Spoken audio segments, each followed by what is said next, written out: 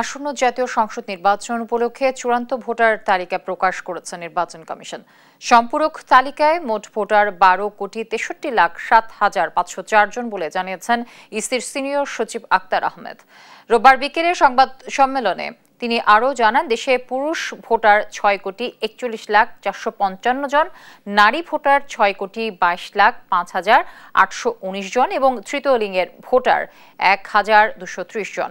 EC সচিব আরও জানান, নির্বাচনের আগে শেষ ভোটার তালিকা 31 অক্টোবর প্রকাশ করা হবে।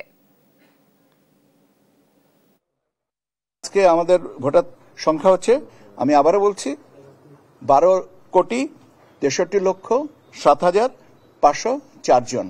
আমরা আরেকটা তালিকা 31 অক্টোবর পর্যন্ত যাদের বয়স 18 বছর হবে তাদেরকে নিয়ে আমরা 31 অক্টোবর আরেকটা তালিকা আপনাদের কাছে প্রকাশ করব।